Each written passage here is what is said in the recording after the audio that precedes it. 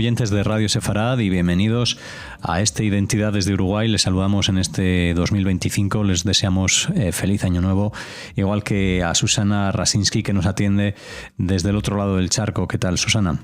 Muy buenas tardes, disculpen que estoy con una difonía, pero bueno, les deseo lo mejor para este año que iniciamos y que, bueno, la deferencia de Radio Sefarad de darme el comienzo del año en este medio de comunicación que, como siempre les digo, es abierto a que ustedes puedan formular preguntas, comentarios, propuestas. Y les deseo amor y esperanza para todos. Gracias, Alejandro, y a la radio. Bueno, gracias, Susana, a ti. Algunos de ustedes ya habrán escuchado a Susana, es psicoanalista y ha estado en numerosas ocasiones en este Identidades de Uruguay y en este que abre el año, como comenta Susana, precisamente nos acercamos a esas situaciones difíciles y traumáticas, porque nos vas a hablar precisamente de eso, ¿no? Del trauma. Primero vamos a comenzar hablando un poco de lo que es. La última vez que conversé fue un poco sobre los efectos sociales, culturales. Pero me quedé pensando por alguna pregunta tuya y también de Jorge Schneiderman, que es colaborador y ha estado muchas veces acá. Me planteó él un poco cómo explicar qué entendemos nosotros por trauma para poder entender los destinos del trauma y qué es lo que está pasando en todo esto en nuestro querido Israel, ¿no? En unas fechas en las que... Sí, perdona, se usan unas fechas en las que se cumplen 15 meses desde esa guerra que se iniciaba el 7 de octubre ya de 2023. Por eso nos acercamos precisamente a este asunto, para conocer cómo es el trauma y en qué puede derivar o en qué está derivando en la población israelí. Y además, en este momento, que por lo menos algunos informativos, que también a veces hay informes distorsionados, todavía quedan secuestrados. Pensemos en qué situación psíquica y física pueden estar, ¿no? Donde de alguna manera se está utilizando esto como para que, digamos, no se siga peleando en Gaza. Pero bueno, son todos intereses y lo que menos interesa es el ser humano, ¿no? Creo que este año tenemos que tratar de aprender qué es ser un ser humano, ¿no?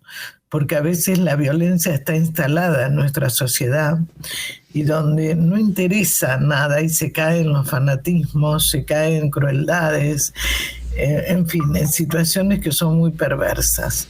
Entonces me pensé que sería bueno, digamos, tratar de entender un poco qué entendemos nosotros por trauma.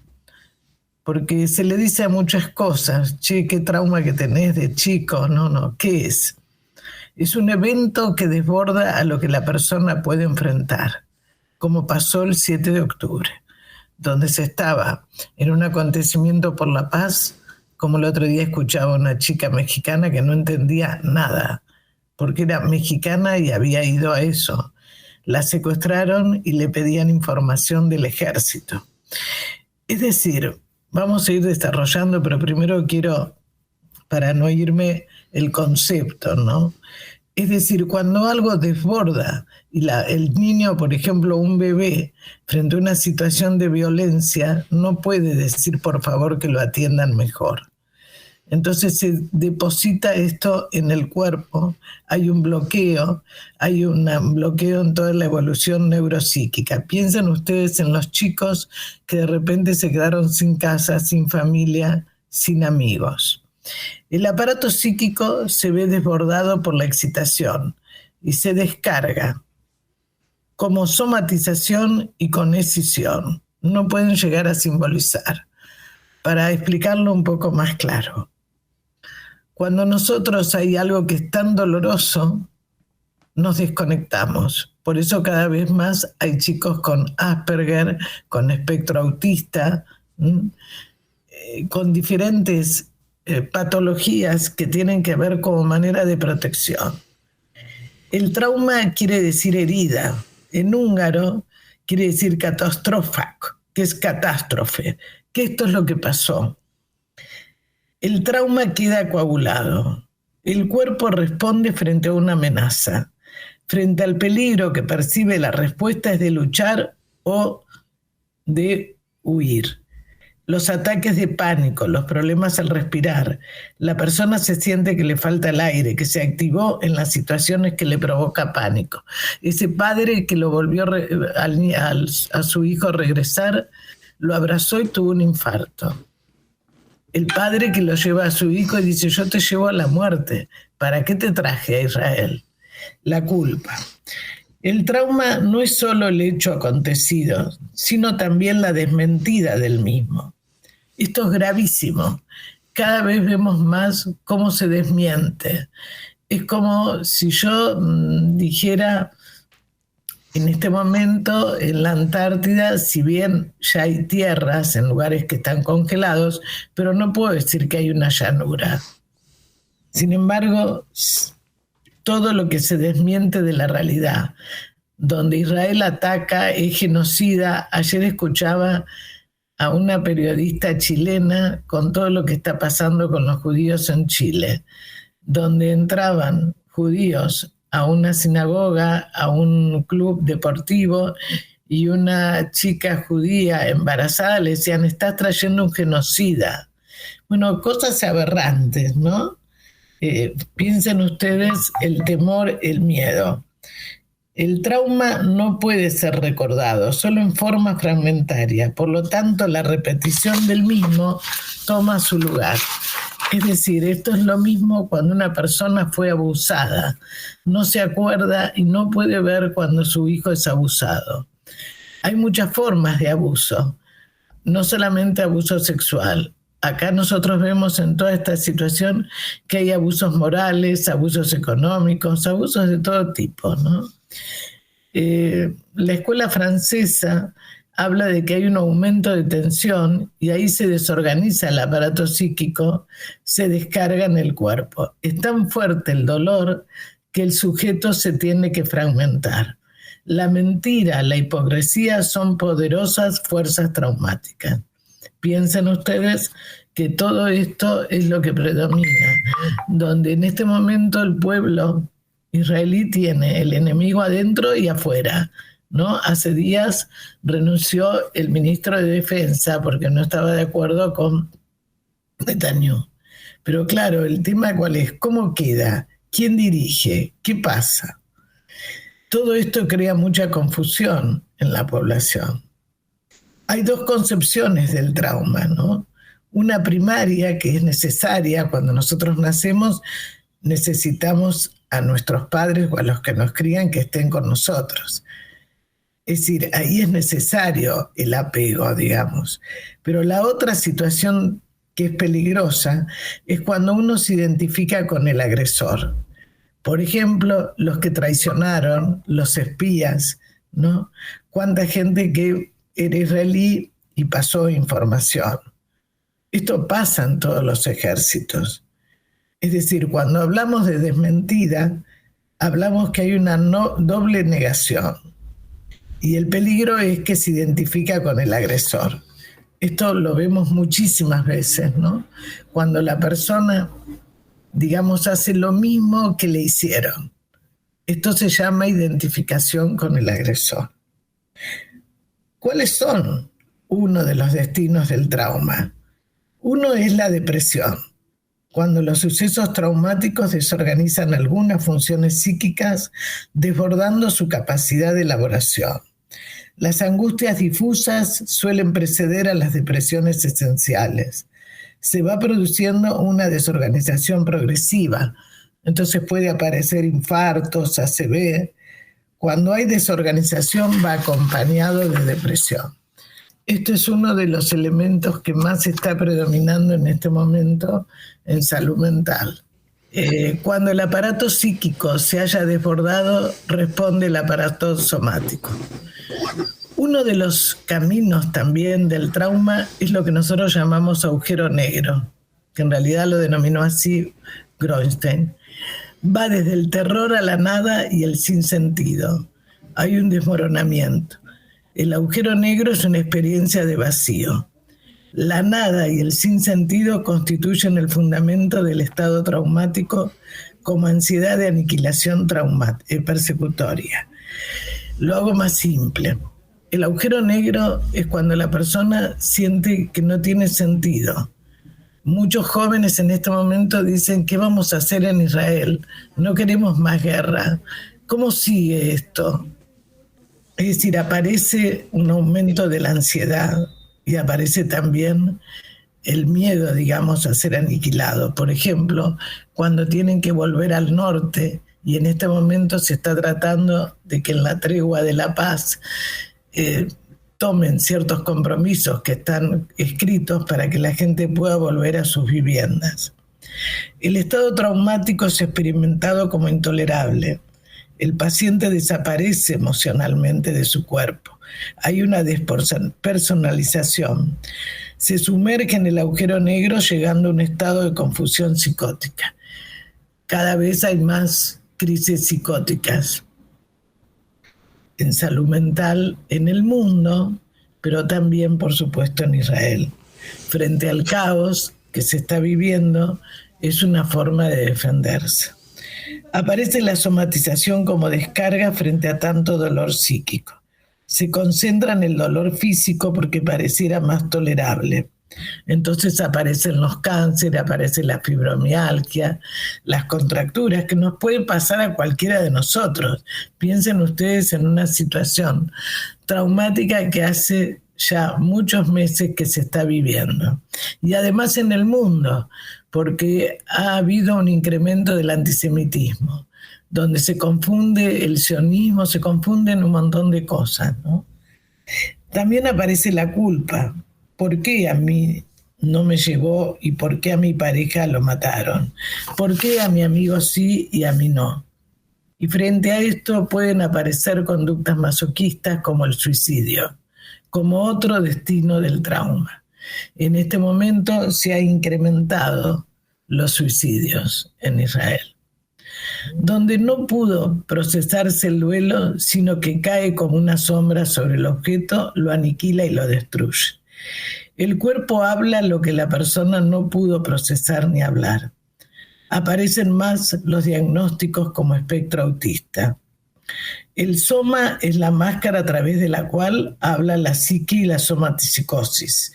Es una manera suya, psicótica, de poder ser y expresarse. Es decir, cuando nos desconectamos, no es porque nos queremos desconectar, es porque no podemos tolerar tanto dolor y tanta situación de que no nos tengan en cuenta.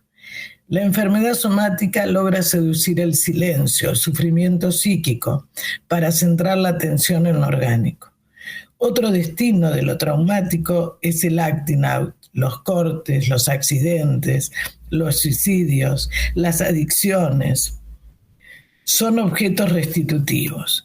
El programa Ron Ratchors, parte de la Unidad 9900 de la Fuerza de Defensa de Israel, son soldados con habilidades excepcionales que utilizaron información geoespacial para monitorear los cambios en el paisaje de Israel y las posibles amenazas. Ellos fueron los que lograron destruir, ¿se acuerdan?, los teléfonos. Son habilidades perceptivas únicas. Ellos formaban parte de un grupo de espectro autista. Pero ¿qué hizo el equipo? En vez de excluirlos, utilizó estas habilidades que tienen. ¿Por qué? Porque cuando hay más intenso dolor, se deriva al polo motor y perceptual. Y entonces se aumenta la capacidad de percepción y de sensibilidad. Y esto fue utilizado y ayudó a que ellos pudieran destruir a estos grupos de terroristas con todos los celulares. Hay aumento de ansiedad, trastornos de sueño. Bueno, todo este panorama que por supuesto no es agradable lo que estoy hablando. Pero bueno, ¿qué es lo importante en todo esto? Primero, describir que lo que estamos pasando ya hace tiempo son situaciones muy traumáticas que van a dejar secuelas, que ya las hay. ¿Cómo se puede lograr poder tolerar esto, que a veces no se puede, pero ¿cómo podemos ayudar? La importancia de los grupos. Hay situaciones que no se pueden ver si no es solamente a través de otros. Necesitamos del diálogo con el otro para ver qué nos pasa, cómo podemos hacer cosas juntos. Por eso este medio de comunicación es muy importante, porque es escuchar distintas voces, no que ustedes tengan que pensar lo mismo que decimos los entrevistados, sino que también es importante el diálogo con ustedes. ¿Cómo escuchamos y aceptar las diferencias? Y me acordé de un ejemplo de la Filarmónica de Berlín, que toma todos los años músicos nuevos, pero no los incorpora enseguida. Va evaluando la capacidad de escuchar a todo el grupo, la capacidad de ensamblar, escuchar a los otros y no desafinar. Lleva un tiempo, es un proceso. Es decir, creo que en este momento es importante que no estemos solos, que nos juntemos con gente para poder hablar todo esto y otras cosas, pero que nos ayuda mucho a poder tolerar más toda esta situación traumática y de incertidumbre. Uh-huh. Y Susana, en estos 2 minutos que nos quedan antes de cerrar esta colaboración de Identidades de Uruguay, sí que aparte de esa comunicación, ese sentido de grupo, tú como psicoanalista dieras algunos atisbos, ¿no?, de esperanza a todas esas personas que cuando se encuentran en situaciones de angustia o de depresión, pues precisamente como ese no sé si llamabas pozo negro, no era exactamente el agujero negro, bueno, cómo ir viendo la luz, ¿no? Sobre todo pensando bien en el tiempo, que lleva su tiempo. Yo estoy en contacto, tengo alumnas que son de Israel, también gente amiga, gente familiar. También he hablado con Yolanda Gamber, que es una psicoanalista que hace muchos años que está, y realmente se les hace muy difícil porque faltan profesionales. ¿Qué podemos hacer nosotros? Bueno, cuando la persona, una de las formas de ayudar al otro es escuchar al otro. Escuchar, pero no tratando de imponerle lo que yo quiero. Una de las formas que, por ejemplo, cuando tengan sensaciones de pánico, de miedo, utilizar la respiración. Esto es muy importante. Otra de las formas es escribir todo lo que se les ocurra. Por eso siempre dije que manden a la radio preguntas, propuestas, ¿no? El poder escribir es poder simbolizar. Eso ayuda a no descargar tanto en el cuerpo. En uno de los libros que yo participé, justamente puse el caso de una paciente que ella describe a través de la escritura sus agujeros negros. Y eso le ayudó muchísimo, porque de alguna manera, cuando uno puede escribir, dibujar, pintar, no sé, armar algo, o sea, a través del arte, podemos simbolizar. Y cuando uno puede simbolizar, evita descargar más en enfermedades somáticas en el cuerpo. Por eso, si alguno que nos está escuchando siente culpa, siente miedo, siente angustia, por supuesto, pedir la ayuda de un profesional. Pero si no puede, porque a lo mejor está en un lugar muy aislado, que no hay, siempre hay algún vecino, siempre hay algún amigo, alguien que pueda intercambiar desde una receta de cocina hasta cómo poder hacer ejercicios respiratorios, que ahora por internet se puede hacer. La respiración de yoga es muy importante. Para mí es un trabajo de equipo que tenemos que hacer.